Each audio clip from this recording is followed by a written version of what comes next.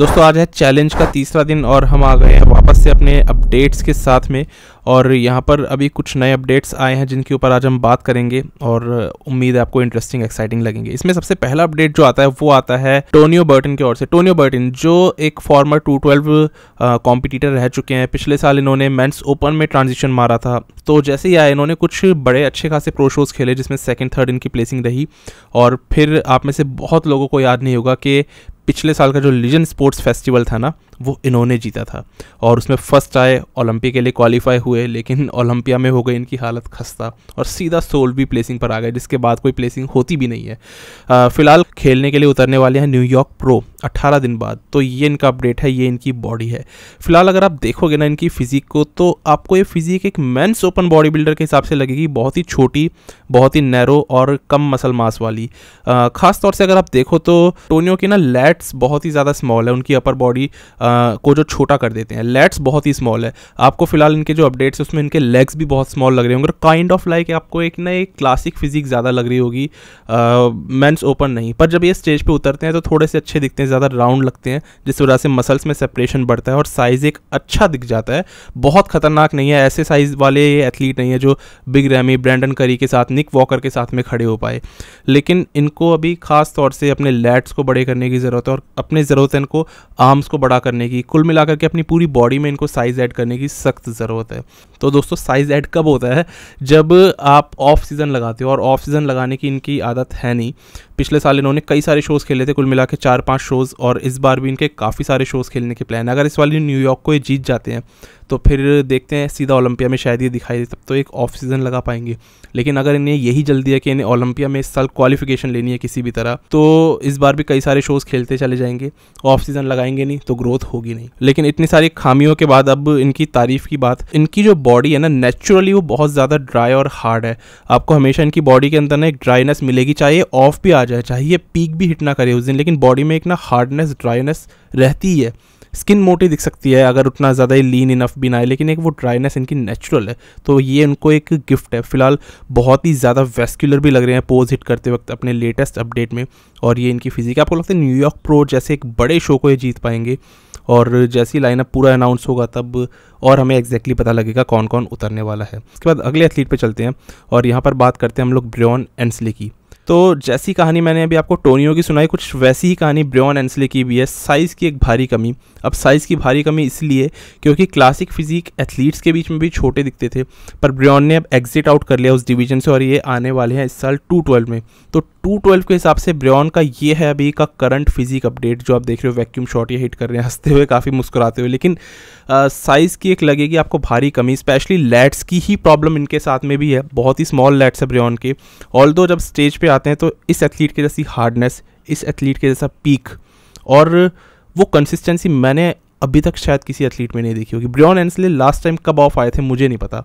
तो ये इस एथलीट की एक खासियत है, इसके लिए बहुत ज़्यादा रिस्पेक्ट है। लेकिन ब्रियॉन एंसले के इस बार के प्लान से सीधा उनको मिल जाए इनवाइट और 212 में वो खेल दे। अब प्रॉब्लम दोस्तों ये है कि जो ओलंपिया आने वाला है ना, वो 2 से 5 नवंबर पे होगा और कुल मिला के पड़े हैं अभी 6 महीने अगर आज से हम गिनते हैं।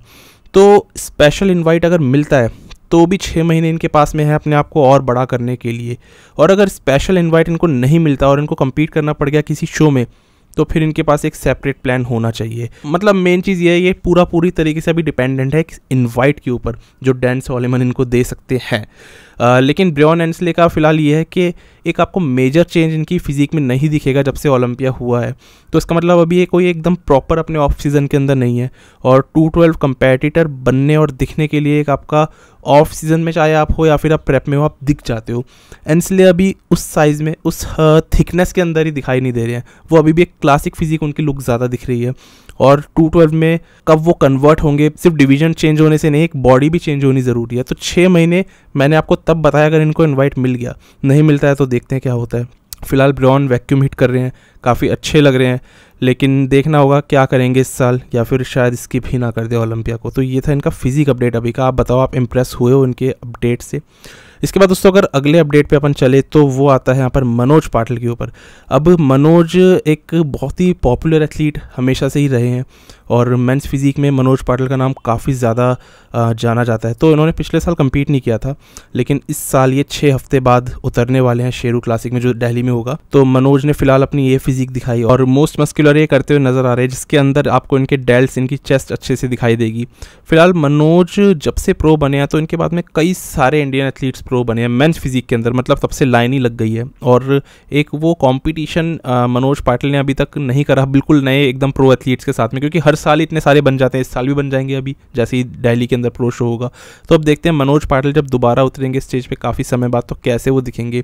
आज के जो स्टैंडर्ड्स हैं, क्योंकि अब लगातार बॉडी बिल्डिंग तो बदल ही रही है, क्लासिक फिजिक भी बदल रही है और मेंस फिजिक भी बदल रही है।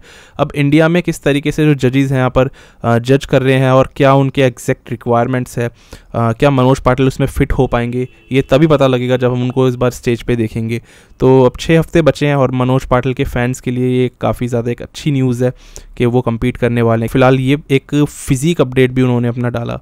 तो आपको लगता है मनोज इस बार के इस प्रो शो को जीत पाएंगे जो शेरू क्लासिक होगा इंडिया में, मतलब दिल्ली में? मुझे बताना ज़रूर। और इसके बाद दोस्तों अब अगर एक मेंस फिजिक एथलीट की बात करें तो दूसरी की भी कर लेते हैं, और यहाँ पर नाम आता है एक पुराने men's physique champion Brendan Henriksen का। तो ब्रेंडन ने अपना ये फिजिक अपडेट दिखाया था अपनी इंस्टाग्राम स्टोरी पे, और इसके अंदर आप देख सकते हो कि बिल्कुल ही ऑफ दिख रहे हैं। मतलब इतने ज़्यादा ऑफ ब्रेंडन मैंने कभी नहीं देखे, भले ये कम्पीट नहीं करते पूरे साल, लेकिन ये ना काफ़ी तब भी लीन रहते हैं। इस बार ये काफ़ी ऑफ दिख रहे हैं और एक मेंस फिजिक एथलीट के हिसाब से ये थोड़ा सा ज़्यादा ही ऑफ है।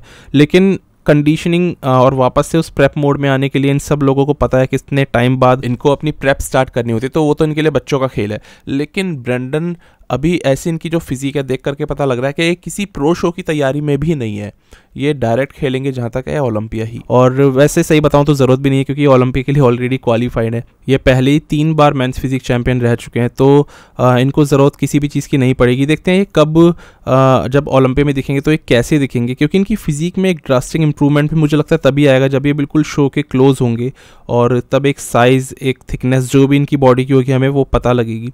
एग्जैक्टली ये जानने की ज़रूरत है। देखो ब्रेंडन पे बहुत अच्छी शेप है, पहले ही इतनी बार जब वो मेंस फिजिक चैंपियन रह चुके हैं तो, लेकिन क्या अब नई शेप में और एरिन बैंक्स के आगे ये अब उनका मुकाबला कर पाएंगे?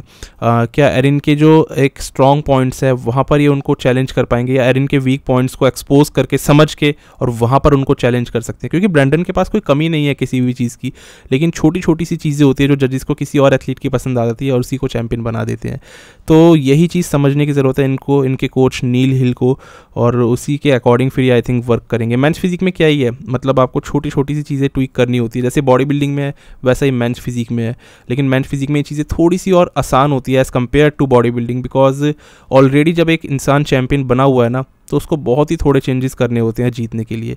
तो ब्रेंडन कहीं ख़राब नहीं आए थे पिछले साल, लेकिन एरिन बैंक्स अपने बेस्ट पे आ गए, और पोटेंशियल वाइज, जेनेटिक, मसल की शेप वाइज एरिन बैंक्स बहुत आगे हैं उनसे, जो मुझे ऐसा लगता है, और इसीलिए शायद ब्रेंडन उनसे हार गए होंगे। लेकिन इस वक्त पे ब्रेंडन का मुझे नहीं लगता कि कोई भी इरादा है कम्पीट करने का। फ़िलहाल उन्होंने ये बताया कि वो लगातार जो ट्रेनिंग कर रहे हैं ना, चेस्ट की, लेग्स की, बैक और शोल्डर्स की कर रहे हैं, और आर्म्स वो अपने ट्रेन नहीं कर रहे हैं। शायद उनके आर्म्स उनको लगता है बहुत अच्छे हैं, इस वजह से ज़्यादा उसको ट्रेन नहीं कर रहे हैं, और बाकी के एक्सरसाइजेज वो लगातार लगा रहे हैं। और यही उन्होंने बोला है कि chest, leg, back, shoulders and repeat. क्या इनकी स्ट्रेटेजी है, क्या इनके वीक बॉडी पार्ट्स है, ये इनको पता होगा, तो जाहिर सी बात है उसी चीज़ की, उसी डायरेक्शन में आगे बढ़ रहे हैं। तो आपको लगता है ब्रेंडन अपना टाइटल फिर से रिक्लेम कर पाएंगे? क्योंकि मैं आपको याद दिला दूं, इन्होंने ऐसा पहले भी कर रखा है, हार करके ये दोबारा से जीते हुए हैं। ये 2020 की बात है, 19 में हार गए थे और 20 में वापस जीत गए थे। तो अभी भी ये चीज़ पॉसिबल हो सकती है। बाकी आप अपने ओपिनियन मुझे बताओ। इसके बाद दोस्तों अगर अगले अपडेट पे अपन चले तो वो आ जाता है यहाँ पर क्विंटन एरिया के ऊपर। तो क्विंटन एरिया एक बहुत ही नए एथलीट है और बड़े शोज़ में अभी तक इन्होंने नहीं खेला है। इस एथलीट का मैं अपडेट आपको क्यों दे रहा हूँ, क्योंकि ये एथलीट एक ऐसी शेप लेकर के आ रहा है जो आज के जजिंग पैनल को आ रही है हद से ज़्यादा पसंद, और ये एथलीट एक ऐसी शेप लेकर के चल रहा है जो फ्यूचर में अगर चाहे तो मिस्टर ओलंपिया भी बन सकता है। मतलब इस फिजिक में, इस एक्स फ्रेम में, इस मस्क्यूलेचर में कोई कमी नहीं है। तो मतलब है कि ये क्लासिक फ्रेम है बेसिकली। तो फिलहाल साइज़ की इनके पास आपको लग रही होगी कमी, लेकिन मैं आपको बता दूं ये इस वक्त पे है 315 पाउंड्स पे। मतलब आजकल ना हर एक एथलीट 315 पाउंड्स पे होने लग गया, कुछ मजाक सा ही हो गया ये वज़न। तो वहीं पिछले 20 साल पहले अगर आप देखो तो 300 पाउंड्स तक भी एथलीट्स नहीं पहुंचते थे। कोलमैन, मार्कस रूल 300 पाउंड्स तक भी नहीं पहुंचते थे ये। और ये लोग क्या दिखते थे उस टाइम पे, लेकिन अभी के एथलीट 315 पाउंड्स पर पहुंच करके भी क्लासिक फिजिक एथलीट्स लग रहे हैं।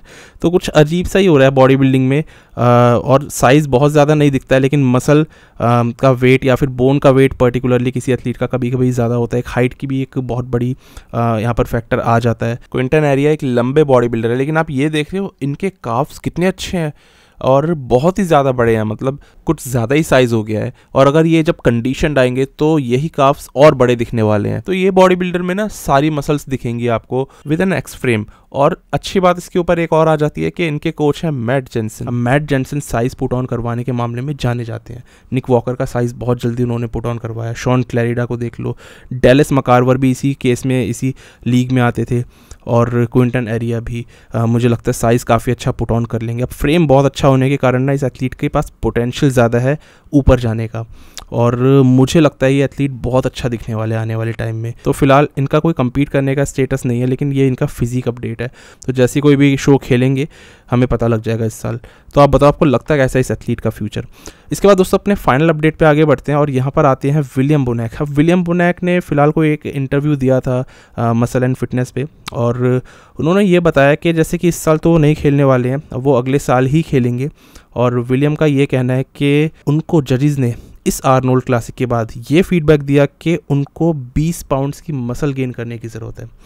और इस वाली बात पे ना जब वो इंटरव्यू दे रहे थे तभी चर्चा काफ़ी होने लग गई कि जजेस इतना एक स्टूपिड फीडबैक कैसे दे सकते हैं। और ये एक्चुअली में स्टूपिड इसलिए है क्योंकि 20 पाउंड्स कहाँ गेन करना है, किधर गेन करना है, किस बॉडी पार्ट पे इंक्रीज़ करना है, वो आप नहीं बता रहे। और जजेस कभी भी इस तरीके से बात नहीं करेंगे, वो आपको एक पर्टिकुलर बॉडी पार्ट के लिए हमेशा टोकेंगे। यहाँ पर आप वीक चल रहे थे, लैट्स आपके छोटे थे, गट आपका ज़्यादा था, लेकिन वो कभी भी 20 पाउंड्स का एक आपको वज़न कैलकुलेट करके नाप तोल के नहीं दे देंगे, उनको कैसे पता। तो बहुत ही स्टूपिड सी एक चीज़ हुई। विलियम बोनैक भी इस चीज़ से एग्री कर रहे हैं, बाकी डेनिस जेम्स भी, मिलोस सारसेव और क्रिस कॉर्मियर भी इस इंटरव्यू के दौरान यही चीज़ कह रहे थे कि ये कैसे जजेस ने बोल दिया।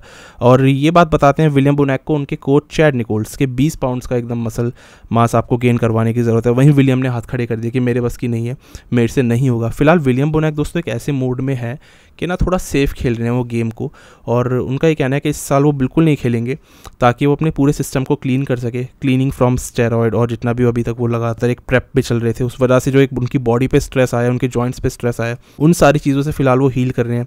ट्रेनिंग उन्होंने आर्नोल्ड क्लासिक के बाद करी नहीं है।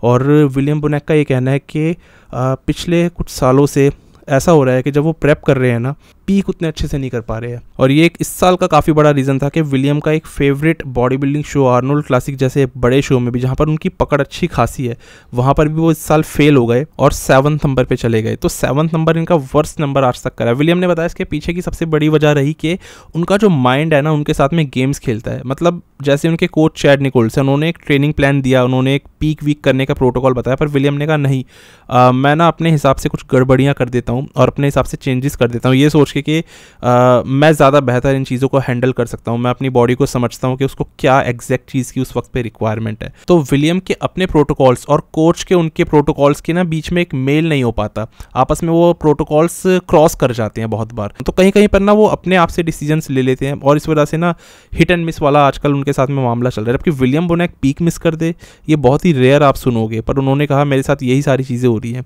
और वो ना शो से पहले रेडी हो जा रहे हैं। ठीक वैसा जैसे रोली विंकलर हो जाते थे ना 2 हफ्ते पहले रेडी। विलियम ने बताया मैं 2 हफ्ते पहले रेडी, और जिस दिन शो हो रहा है उस दिन बिल्कुल छोटा हो जाता हूँ, एकदम सूख जाता हूँ, क्योंकि मैं कुछ ऐसे प्रोटोकॉल्स आजमा लेता हूँ जिसकी वजह से मैं और ड्राई हार्ड होना चाहता हूँ और ज़्यादा लीन होना चाहता हूँ। तो कभी कभी ना कुछ एक्स्ट्रा एफर्ट्स बॉडी बिल्डर्स दिखा देते हैं पीक वीक के अंदर खुद से चेंज करके कि मैं और बेहतर हो जाऊँ और थोड़ा सा टचअप आ जाए और थोड़ा सा राउंड हो जाऊँ, इस वजह से गड़बड़ी कर देते हैं। अब बहुत बार ये तुक्का फिट भी हो जाता है, बहुत ही अच्छे भी लग जाते हैं, पर काफ़ी बार अपनी ही बॉडी को ख़राब कर लेते हैं एथलीट्स इस तरीके से। और विलियम को अब ऐसा लगता है कि लेट से आर्नोल्ड क्लासिक चल रहा है और 2 दिन बचे हैं, तो उनको 2 दिन पहले ये लगता है कि आज काश मेरी ये बॉडी स्टेज पे हो, चढ़ जाए और लोग इस बॉडी को देखें, क्योंकि आपने पीक 2 दिन पहले हिट कर लिया, और जिस दिन स्टेज होती है, जिस दिन शो होता है, उस दिन आप उतने अच्छे दिखते नहीं हो। और ये डिसअपॉइंटमेंट कि यार उस दिन मैं पीक कर गया था, आज क्यों नहीं कर पा रहा हूँ, अपने होटल में तो बहुत अच्छा दिख रहा था, स्टेज पे क्यों नहीं दिख पा रहा हूँ, ये डिसअपॉइंटमेंट दुनिया के हर एक एथलीट के साथ हुई है, कभी ना कभी तो ज़रूर हुई है। तो अभी विलियम इस चीज़ का शिकार हो रहे हैं। आपको याद होगा विंकलर भी इस चीज़ का शिकार हमेशा ही रहे हैं, अपने पूरे करियर में रहे हैं। विलियम का तो ये कहना है कि अगर वो अपने साथ छेड़खानी ना करते ना तो इस साल का आर्नोल्ड क्लासिक भी जीत सकते थे। देखो पिछले साल भी बहुत अच्छे लग रहे थे, इनफैक्ट एक्चुअल विनर तो विलियम ही थे जब ब्रैंडन को जिता दिया गया था, और विलियम इस साल बेहतर ही हो रहे थे, बड़े ही हो रहे थे, आप लोगों को याद हो मैंने अपडेट्स में बताया था, लेकिन सबसे छोटे दिखे वो स्टेज पे, क्योंकि वही कुछ एक्स्ट्रा एफर्ट्स और विलियम की फिजिक डूब गई। फिलहाल विलियम ने यहाँ पर रोली विंकलर के ऊपर भी एक अपडेट दे दिया। उन्होंने बोला कि अब रोली चले गए हैं बॉडी बिल्डिंग से और अब जहां तक है वो नहीं आएंगे, ऐसा विलियम का कहना है। उन्होंने कहा रोली के अंदर की बात, उनके मन की बात मैंने फील करी है कि शायद अब वो कंपीट ना करें फिर दोबारा। विलियम कहते हैं कि मेरा ऐसा इरादा नहीं है कि मैं अपने फैंस को गुड बाय करे बिना स्टेज से चला जाऊं, क्योंकि ऐसा बहुत बार हुआ है कई एथलीट्स के साथ। फॉर एग्जाम्पल फ्लेक्स व्हीलर, डोरी नेट्स, इन लोगों ने कभी प्लान नहीं किया था कि ये लोग एकदम से स्टेज से बाहर हो जाएंगे, पर कुछ प्रॉब्लम्स के चलते, और बहुत ही बड़ी प्रॉब्लम्स के चलते ये बाहर हो गए। विंकलर के साथ में भी प्रॉब्लम हुई थी उनके शोल्डर्स की, उन्होंने भी अपना साइज कंटिन्यूसली लूज़ करा था और फिर गेम से वो बाहर हुए हैं। तो विंकलर ने कभी भी ऑफिशियल अनाउंसमेंट नहीं करा, और यहाँ पर विलियम बोनैक को ये लगता है कि मेरे साथ ऐसा ना हो जाए, मैं ऑफिशियल अनाउंसमेंट करूँ, फैंस मुझे गुड बाय बोले और तब मैं निकलूँ यहाँ से। तो उसके लिए वो चाहते हैं कि अब वो अगले साल खेलेंगे और 2-3 सालों तक आने वाले खेलेंगे, उसके बाद में अपना बेस्ट वर्जन वो दिखा करके फिर से अपने मर्जी से आउट होंगे। यहाँ पर विलियम ने एक और चीज़ भी बोली फिलहाल ब्रैंडन करी के लिए, और वो ये कहते हैं कि उनको नहीं लगता कि ब्रैंडन करी अब दोबारा से मिस्टर ओलंपिया चैंपियन बन सकते हैं। देखो कोई भी ना एथलीट एकदम से अपने मन की कोई ऐसे भड़ास नहीं निकालता। क्वेश्चंस जब पूछे जाते हैं इंटरव्यू के दौरान, उनसे जब पूछा गया था कि क्या लगता है उनको इस साल के ओलंपिया के दौरान, तो उन्होंने अपने ओपिनियन, अपने जस्ट उन्होंने जो होता है ना विचार उन्होंने व्यक्त किए कि उनको ऐसा लगता है। सेकेंडली उनको ये लगता है कि ब्रैंडन तो नहीं जीतेंगे दोबारा, लेकिन हार्डी शुपन रिपीट मारेंगे एक और बार, ये उनको लगता है। तो ये आपके थॉट्स भी हैं क्या दोस्तों? आपको क्या लगता है इस साल कौन जीतेगा मिस्टर ओलंपिया? कहीं सैमसन दादा तो नहीं हो सकते, हार्डी, निक वॉकर या फिर डेरिक? तो बताना मुझे। बाकी विलियम कोई 20 पाउंड्स तो गेन नहीं करने वाले, लेकिन हाँ अगले साल ज़रूर से कम्पीट करने वाले हैं। बाकी रोली विंकलर का सुन करके थोड़ा सा मुझे दुख हुआ, और वो इसलिए हुआ क्योंकि एकदम से वही है, एक एथलीट का हमें भी नहीं पता होता है, लेकिन कई बार अंदाज़ा लग जाता है। जैसे जेम्स लुइस का जब एक रिटायरमेंट उन्होंने अनाउंस करी, उससे बहुत पहले पता चल गया था कि वो रिटायर होने वाले हैं। पर्टिकुलरली मुझे जेम्स की रिटायरमेंट का पता 3 साल पहले चल गया था, मतलब 2018 में जब उन्होंने लास्ट अपना ओलंपिया खेला था तभी मुझे किसी ने बताया था, बट वो कन्फर्मेशन नहीं थी। फिर उन्होंने वापस से अपना रिटर्न भी अनाउंस करा और उसके बाद उन्होंने फाइनल रिटायरमेंट ले ही दिया। तो मुझे भी विंकलर के साथ कुछ ऐसा ही लगता है, लेकिन वो एक चीज़ हम लोग मिस करते हैं। याद है जब मिरर के आगे खड़े होकर के वो अपनी फ़ोटो पोस्ट करते थे हर साल, मोस्ट मस्कुलर वाली, ऑक्सीजन जिम के अंदर जो एक मिरर होता था, तो वो चीज़ें अब फैंस वापस से नहीं देख पाएंगे। वो एक फ्रीकी लुक, वो एक क्रेजी 3D राउंड मसल्स रोली विंकलर की, वो एक एक्साइटिंग हमेशा से चीज़ बनी रहती थी कि कभी अपडेट आएगा। तो वो सारी चीज़ें अब एक समय के साथ साथ बदल जाती है, एथलीट्स चले जाते हैं या रिटायर हो जाते हैं, तो वो चीज़ हम मिस करेंगे। बाकी देखते हैं आगे आने वाले प्लान्स क्या होते हैं विलियम के और बाकी सब दूसरे एथलीट्स के। तो दोस्तों आज के तो यही सारे अपडेट्स से, आज हो गया डे 3 ख़त्म, और बस अब मिलते हैं कल एक नई वीडियो में रात को 8:50 पे। तब तक के लिए स्टे ट्यून्ड, गुड बाय, शुक्रिया।